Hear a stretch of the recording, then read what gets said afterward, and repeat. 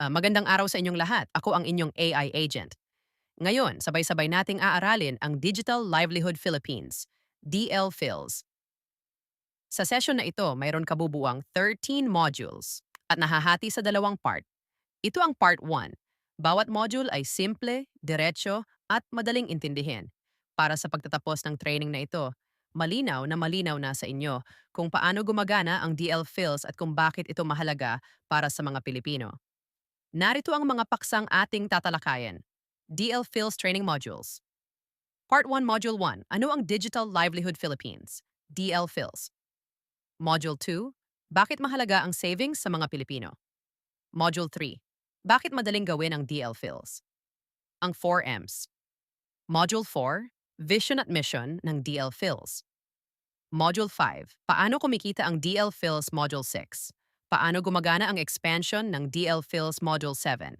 Paano ginagawang cash ang mga reward points? Ang pangunahing layunin ng Digital Livelihood Philippines, DL-PHILs, ay bigyan ng mga Pilipino ng isang pinakabago, pinakmadali, at pinakmakamabilis na paraan ng pagkakakitaan, livelihood. Isang sistemang tumutulong makabuo ng sustainable at predictable cash flow. Disclaimer: ang impormasyong ipinapakita ay para sa layuning pang-edukasyon at pang-impormasyon lamang. Ang lahat ng halimbawa, numero at ilustrasyon ay hindi garantiya ng kita at ginagamit lamang bilang pagpapakita. Maaaring mag-iba ang aktwal na resulta depende sa paggamit ng system, aktibidad ng user, mga transaksyon, at iba pang salik. Ang programang ito ay hindi nangangako ng tiyak o garantisadong kita. Module 1. Ano ang Digital Livelihood Philippines, GDL-PHILs? Ang salitang livelihood, siguradong pamilyar na sa inyo. Pero aminin natin, kapag narinig mo yan, baka ito agad ang unang reaction mo. Ay, livelihood na naman. Ano na naman yan? Marami na rin tayong nasalihang private at government livelihood programs. May training, may orientation, maraming pangako. Pero bakit hanggang ngayon, ganito pa rin ang buhay? Hirap pa rin, kulang pa rin ang kita, kaya natural lang na itanong mo, ano naman itong digital livelihood na ito? Iba ba talaga ito? Good question. At oo, iba talaga siya, kaya dapat mo itong tingnan. Malaki ang kaibahan nito sa mga livelihood na nasalihan mo dati. Dito sa digital livelihood, hindi ka gagawa at hindi ka magbebenta ng kahit anong produkto. Walang inventory, walang delivery, at walang pilitan.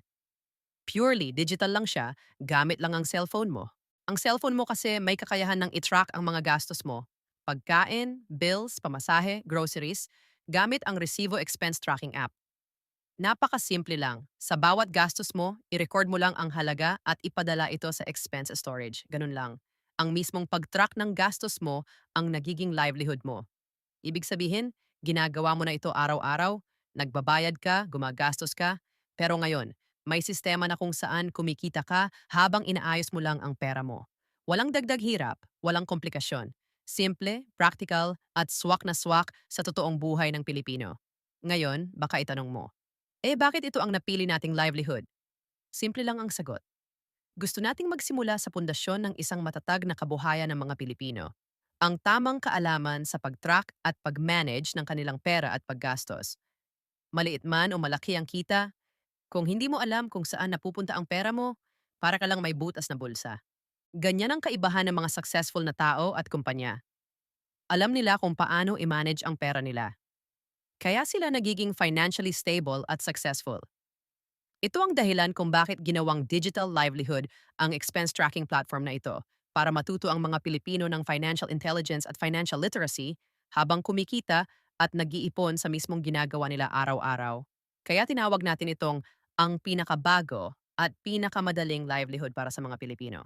Paano mo ma-avail ang digital livelihood na ito? Ganito lang. Kasimple gumagana ang GDL Phils. Makakatanggap ka ng referral link mula sa social media or email. I-click mo lang to, mag-register gamit ang username at password, at automatic may sarili ka ng Resibo web app account.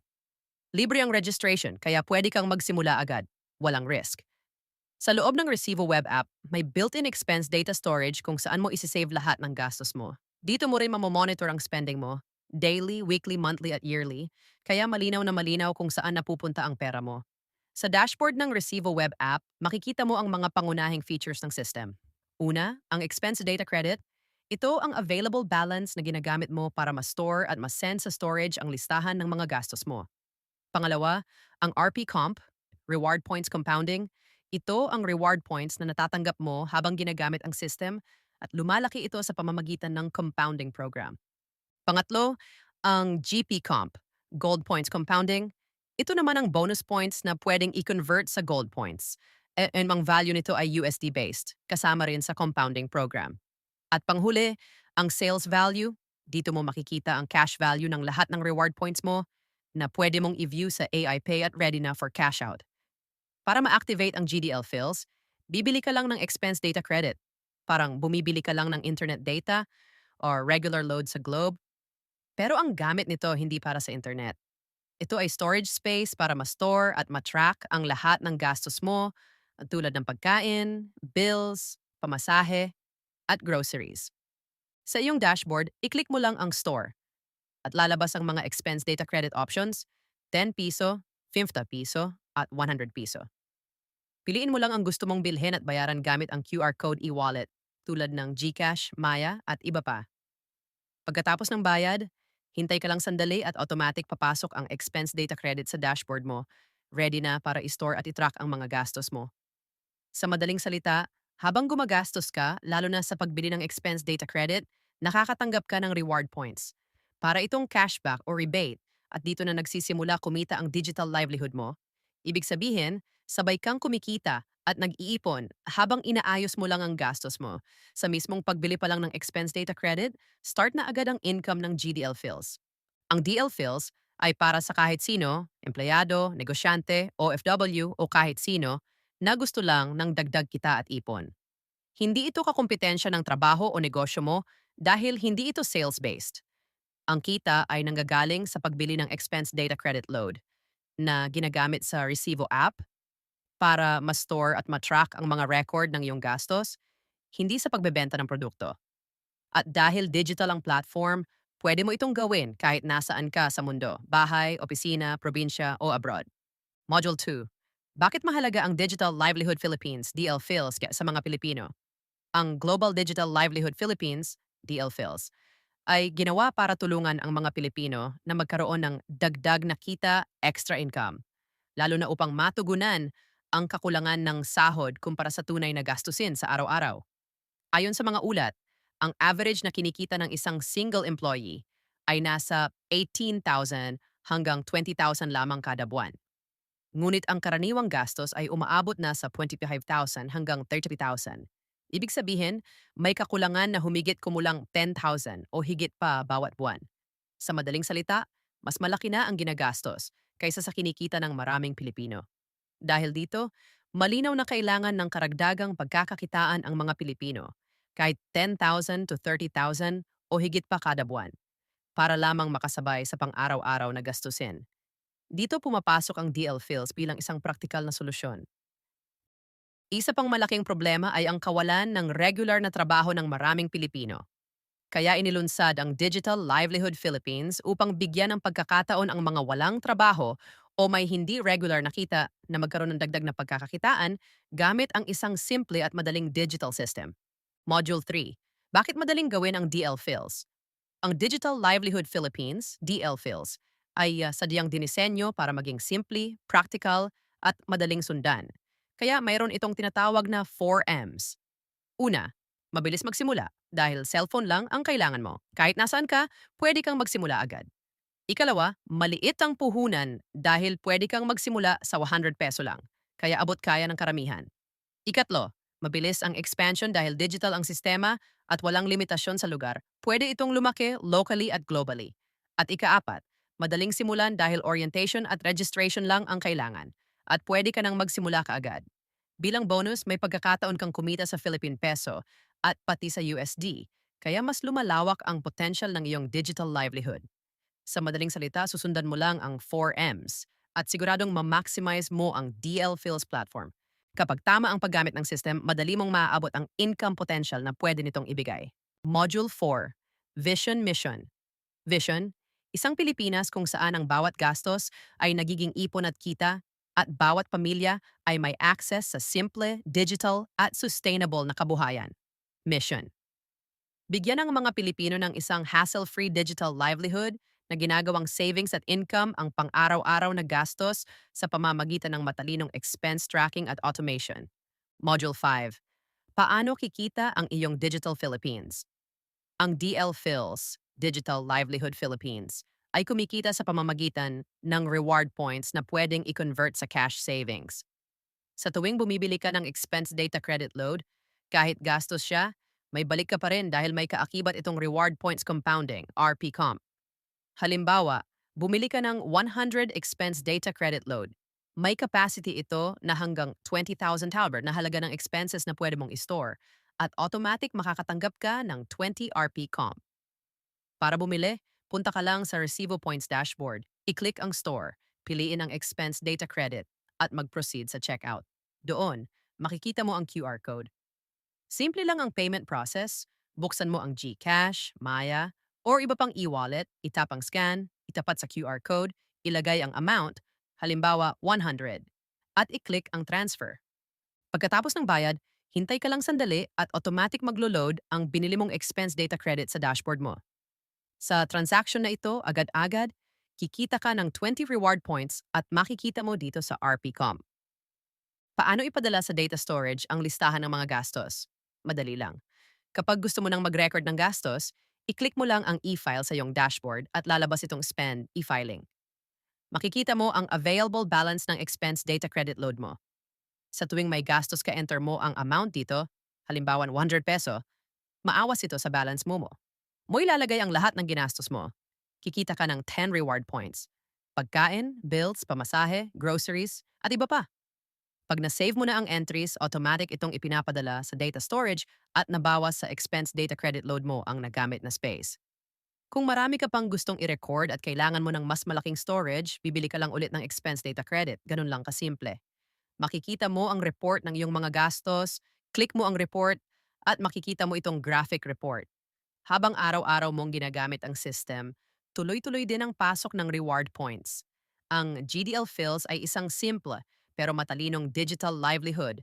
Maliit ang puhunan, normal lang ang gamit araw-araw, may savings at kita, at walang komplikadong proseso. Module 4.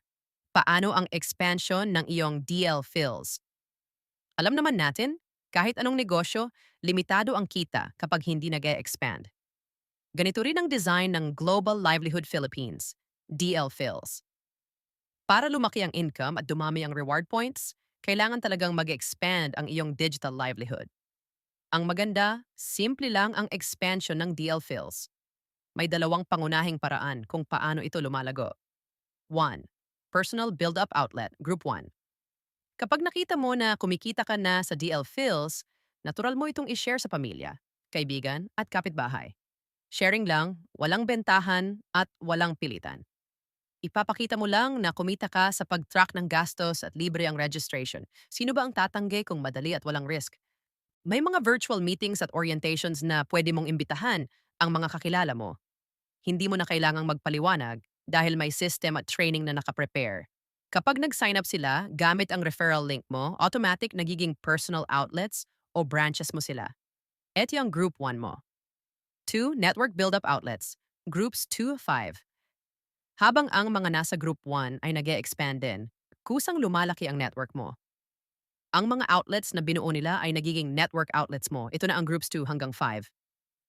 Dito, pumapasok ang points compounding at group overrides. Sa personal build-up at network build-up, may 10% bonus override ka mula sa reward points na naiipon ng bawat group outlet. Ibig sabihin, habang mas maraming gumagamit ng system na connected sa'yo, mas lumalaki rin ang reward points at kita mo. At dahil global ang GDL Phils, pwedeng umabot sa buong mundo ang network outlets mo. Sa madaling salita, ang expansion ng DL Phils ay natural at hindi pilit. Ikaw ba, excited na makita ang potential income ng digital livelihood mo? Siyempre naman! Alam ko, excited ka na. Kaya ngayon, gagawa tayo ng isang illustration para mas malinaw mong makita kung paano pwedeng lumago ang kita mo. Ito ang sarili mong DL Phils account. Sa bawat 100 na pagbili mo ng expense data credit load, nakakakuha ka ng 20 reward points. Ito ang direct income ng sarili mong digital livelihood. Habang ang mga nasa Group 1 hanggang Group 5 ay patuloy na gumagamit ng DL-Fill system, tuloy-tuloy ka ring nakakakuha ng override points.